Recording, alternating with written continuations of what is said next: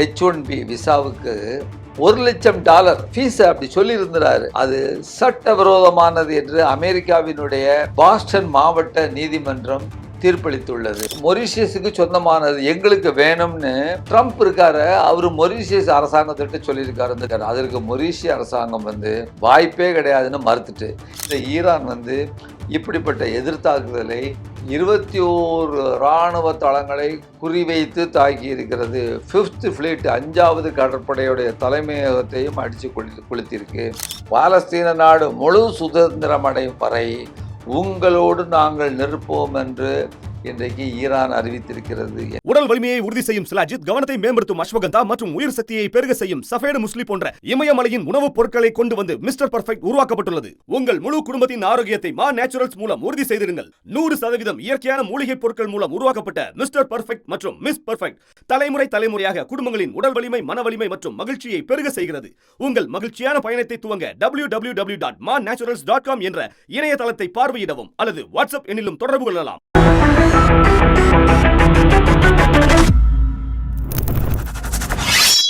வணக்கம், கே பாலகிருஷ்ணன் பேசுகிறேன் ரூஸ்டர் செய்திகளுக்காக. இன்றைக்கு சில சர்வதேச செய்திகளை பார்க்கலாம். அமெரிக்க ஜனாதிபதி அமெரிக்காவிற்கு வரக்கூடிய தொழில்நுட்பம் கொண்ட திறமையான வெளிநாட்டு பணியாளர்களுக்கான H1B விசாவுக்கு $1,00,000 கிட்டத்தட்ட $1,00,000 சொன்னால் 90 லட்சம் ரூபா கிட்ட ஆகுது ஃபீஸ் அப்படி சொல்லி இருந்தாரு. அது சட்டவிரோதமானது என்று அமெரிக்காவினுடைய பாஸ்டன் மாவட்ட நீதிமன்றம் தீர்ப்பளித்துள்ளது. ஒரு நல்ல விஷயம். இங்கே நம்ம மக்களில் கொஞ்சம் நல்ல படித்த பிள்ளைகள்லாம் அங்கே போகிறதற்கான ஒரு வாய்ப்பு இருக்குது. அதை தான் படுபாவி இந்த மாதிரி செஞ்சிட்டார் அந்த ஆள். இப்போதைக்கு அங்கே உள்ள கோர்ட்டு இங்கே உள்ள நிலைமைகள் மாதிரி இல்லாமல் ஜனாதிபதிக்கு எதிராகவே அதெல்லாம் செல்லாதியா அப்படின்னு சொல்லிட்டு ஒரு மாவட்ட நீதிமன்றமே அங்கே அறிவிச்சிருக்காங்கங்கும்போது வரவேற்கிறோம், வாழ்த்துகிறோம். அடுத்த ஒரு செய்தி, இந்திய பெருங்கடலில் மொரிஷியஸ் தீவுன்னு ஒரு தீவு இருக்குது. அந்த நாட்டிற்கு சொந்தமான சாகோஸ் தீவு அப்படின்னு ஒரு தீவு. அது சின்ன சின்ன தீவு கூட்டங்கள்லாம் இருக்குது. நம்ம இந்த பக்கத்தில் ஆர்ச்சிபிலாக்கோ அப்படின்னு சொல்லுவாங்க, அந்த தீவு கூட்டங்கள்லாம் இருக்கிறது.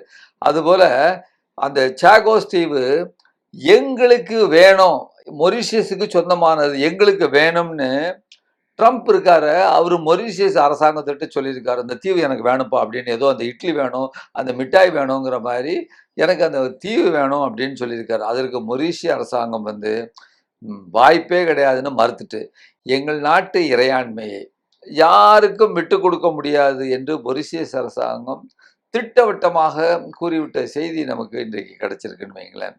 ஏற்கனவே உங்களுக்கு எல்லாம் நம்ம தோழர்களுக்கு நினைவிருக்கும், ஐரோப்பாவில் நெதர்லாண்டுக்கு சொந்தமான ஒரு மிகப்பெரிய தீவு ஒன்று இருக்கு. அந்த வடதுருவம் பக்கத்தில் கிரீன்லாண்டுன்னு சொல்லிட்டு ஒரு மிகப்பெரிய தீவு. அது எனக்கு வேணும் அப்படின்னு சொல்லிட்டு இந்த ஆள் சொன்னார். இல்லாட்டா நான் என்னுடைய இராணுவத்தை அங்கே இறக்க போகிறேன்னு சொன்ன உடனே ஐரோப்பிய நாடுகள்லாம் ஒன்று சேர்ந்து அங்கெல்லாம் ஆட்களை போய் இராணுவத்தை போய் இறக்க ஆரம்பிச்சிட்டாங்க. அப்புறம் அது என்னாச்சுன்னு தெரில, அந்த பேச்சே இப்போ காணோம். இப்படியாக அவர் எதையாவது பார்த்தாருன்னா உலகத்தில் அது எனக்கு வேணும், இது எனக்கு வேணும், இந்த நாடு எனக்கு வேணும் அப்படின்னு சொல்லக்கூடிய ஒரு கேரக்டர், வித்தியாசமான கேரக்டர், ஒரு வித்தியாசமான வியாபாரி.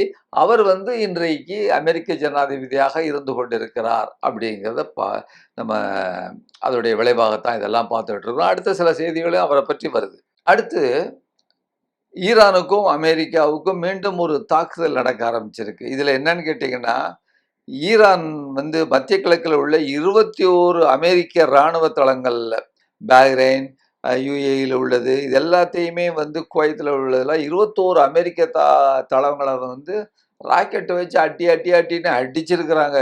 ட்ரோன்ஸை வச்சு ஜோர்டான்லேயும் சேர்த்து அடிச்சிருக்கிறாங்க.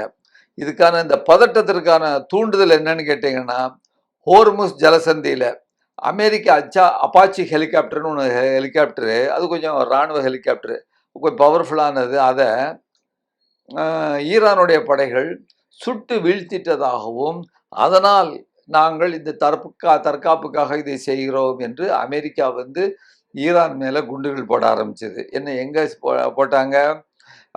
பந்தர் அப்பாஸ், ஜம் அப்படிங்கிற இடத்துல உள்ள 2 முக்கிய நீர்த்தேக்கங்கள், பெரிய அணைக்கட்டுகள் எல்லாம் அடிச்சிட்டாங்க, ஈரானுக்கு சொந்தமானது. பதிலுக்கு தான் இந்த ஈரான் வந்து இப்படிப்பட்ட எதிர்த்தாக்குதலை 21 ராணுவ தளங்களை குறிவைத்து தாக்கி இருக்கிறது. 5th ஃப்ளீட் 5வது கடற்படையுடைய தலைமையகத்தையும் அடிச்சு கொளுத்திருக்கு. அது மட்டுமல்லாமல் மேலும் ஈரான் வானில் மற்றொரு அமெரிக்க MQ-9 ரீப்பர் ட்ரோனையும், அதாவது ரீப்பர் ட்ரோன்னா சாதாரண ட்ரோன்ங்கிறது வந்து இந்த ஒரு 2 அடி நீளத்துல இருந்து அது ஒரு ஏரோப்ளேன் அளவுக்கு பெருசாகவும் இருக்கு. அந்த அளவுக்கு அந்த பெரிய ட்ரோனை வந்து இந்த ரீப்பர்ன்னு சொல்லுவாங்க. அது உளவு பார்க்கறதுக்கு ரொம்ப நேரம் வானத்துல மணிக்கணக்கா சுத்திக்கிட்டு இருக்கும், நாள் கணக்குல. அந்த இதையும் அது $1 மில்லியன் விலை அதை சுட்டு வீழ்த்திருக்கிறதாக மொத்தம் இந்த இதுல 31லேருந்து 40 அந்த ரீப்பர்களை வந்து அமெரிக்கா இழந்துட்டதாக ஒரு செய்தி கூறுகிறது. அப்புறம் ஈரான் வந்து இதை பொறுத்த வரைக்கும் ஒரு இறுதி எச்சரிக்கை கொடுத்திருக்கு. அமெரிக்க படைகள் இந்த பிராந்தியத்துல பாதுகாப்பாக இருக்க விரும்பினால் இப்பகுதியை விட்டு வெளியேற வேண்டும் என ஈரான் எச்சரித்துள்ளது.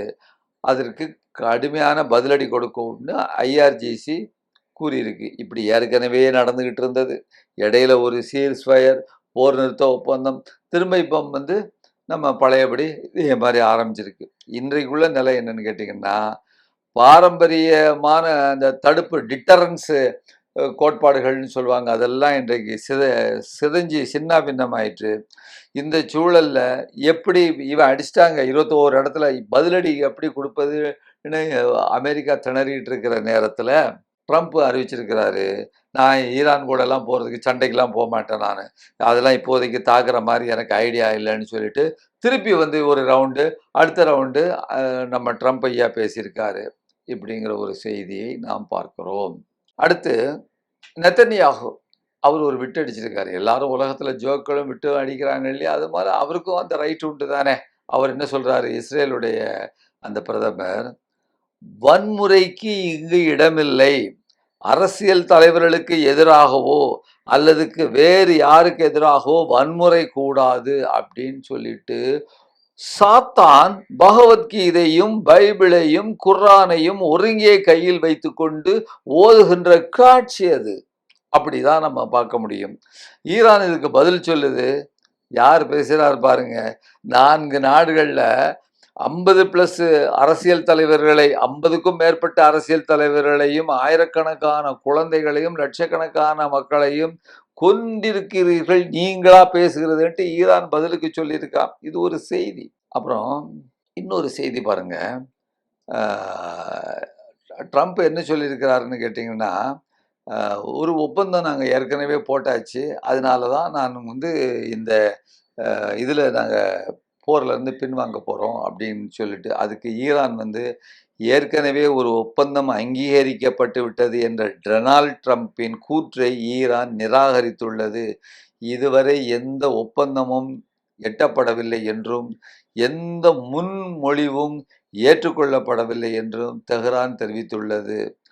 ஈரானிய அதிகாரிகளின் கூற்றுப்படி எதிர்கால ஒப்பந்தமானது முக்கியமான கோரிக்கைகளை உள்ளடக்கி இருக்கணும். என்ன கோரிக்கை? முடக்கப்பட்ட சொத்துக்கள் சம்பந்தமா பேசணும். ஈரானுடைய சொத்து புதுசா கேட்கலைங்க. ஈரானுடைய சொத்துக்கள் எல்லாம் வந்து முடக்கி வச்சிருக்கான் அமெரிக்காக்காரன், ஐரோப்பாக்காரன்ட்டெல்லாம் சொல்லி, அதெல்லாம் வந்து நீங்க வந்து அதை ரிலீஸ் பண்றதுக்கான ஏற்பாடுகளை செய்யணும். அப்புறம் ஸ்ட்ராட்டஜிக்கா ஈரானுடைய ஸ்ட்ராட்டஜிக் இன்ட்ரெஸ்ட் அந்த இடத்துல வந்து நீங்க தேவையில்லாம வந்து இஸ்ரேலுக்கு ஆதரவா நின்றுகிட்டு வந்து ஈரானுடைய நலன்களுக்கு விரோதமாக எதுவும் செய்யக்கூடாது. அப்புறம் எங்களுடைய அணுசக்தி திட்டத்திற்கான பாதுகாப்பு தொடர்பான உத்தரவாதங்களெல்லாம் பேசணும். சும்மா நீ சொல்றதெல்லாம் ஒத்துக்கொள்ள முடியாது. இதெல்லாம் நடந்தால்தான் நாங்கள் உங்களோடு பேசுவதற்கு, ஒப்பந்தம் போடுவதற்கு தயாராக இருக்கிறோம் என்ற ஒரு செய்தியை ஈரான் அறிவித்திருக்கிறது. ஈரான் வந்து இப்போதைக்கு ஒரு செய்தியை ஒரு காலையில் 5-6 மணி நேரத்துக்கு முன்னால் அனுப்பியிருக்கு. என்ன செய்தின்னு சொன்னால், முக்கியமான செய்தி. அதாவது பாலஸ்தீன மக்களுக்கு ஒரு நம்பிக்கை ஊட்டக்கூடிய ஒரு செய்தி. வாழ்க்கையில் வந்து யுத்த காலத்தில் உள்ள மக்களுக்கு நம்பிக்கை தான் முக்கியம்.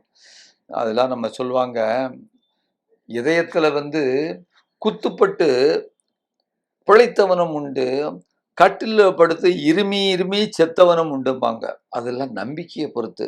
அப்போ பாலஸ்தீனுக்காக இன்றைக்கு வந்து ஈரானுடைய அந்த மிலிட்டரி கமாண்டர் அவங்க சொல்றாங்க பாருங்க. மிலிட்டரியிலிருந்து சொல்றாங்க, "We are fighting for you. உங்களுக்காக நாங்கள் போராடி கொண்டிருக்கிறோம். We will be with you until full liberation of Palestine." பாலஸ்தீன நாடு முழு சுதந்திரம் அடையும் வரை உங்களோடு நாங்கள் நிற்போம் என்று இன்றைக்கு ஈரான் அறிவித்திருக்கிறது என்கின்ற இது ஒரு நல்ல செய்தி பாருங்க. வந்து இதுதாங்க தேவை. வந்து அந்த அவங்க பாலஸ்தீன மக்கள் வந்து அடி வாங்கிட்டு இருந்தாலும், பெண்களும் குழந்தைகளும் அடி வாங்கிட்டு இருந்தா கூட அந்த நிற்கிறதுக்கூடிய வந்து உலகத்துல சில நாடுகள் தானே வந்து இது போல கொடுக்கு. பல நாடுகள்லாம் வந்து தூரத்துல இருந்து ஆதரவு கொடுத்தால் கூட இன்றைக்கு களத்துல ஆதரவா நிற்கக்கூடியது ஈரான், அந்த பக்கம் இருந்து சைனா, அந்த பக்கம் வந்து ரஷ்யா, இது போன்ற நாடுகளும் சில முஸ்லீம் நாடுகளும் வந்து இருக்கு. அவங்க அமெரிக்காவுக்கு பயந்து பயந்து இன்றைக்கு ஹெல்ப் பண்ணிட்டு இருக்கிறாங்க அப்படிங்கிற ஒரு செய்தி. நாம காலங்காலமா இந்தியா வந்து பாலஸ்தீனத்திற்கு ஆதரவளித்து வந்தோம். இன்றைக்கு பாலஸ்தீனத்திற்கு நாம் கொடுக்கின்ற ஆதரவை விட இன்றைக்கு இஸ்ரேலுக்கு நாம் அதிகமாக ஆதரவு கொடுக்கிறோம். எனவே மீண்டும் வந்து இந்த பாலஸ்தீன மக்களுக்கு ஆதரவு அளிக்கின்ற வகையிலே, நம்பிக்கை அளிக்கின்ற வகையிலே பேசியிருக்கின்ற ஈரான் அரசாங்கத்திற்கு மீண்டும் ஒரு முறை நம்முடைய நன்றியை தெரிவித்துக் கொண்டு, வாழ்த்துக்களை தெரிவித்துக் கொண்டு இந்த செய்தியை இத்துடன் முடித்துக் கொள்கிறேன். நன்றி, வணக்கம். ஊடகம் கார்ப்பரேட் அரசியல்வாதிகளின் கைப்பாவையாக அடிமைகளாக இருந்தது போதும், இனி சாட்டை எடுத்து சுழற்றும் நேரம் வந்துவிட்டது. ஊடகம் பொதுமக்களாகிய உங்களுக்காக, உங்களாலேயே இயக்கப்பட வேண்டும். ஊடக சுதந்திரத்திற்காக உங்களின் பங்களிப்பை இன்றே அளித்திடுங்கள்.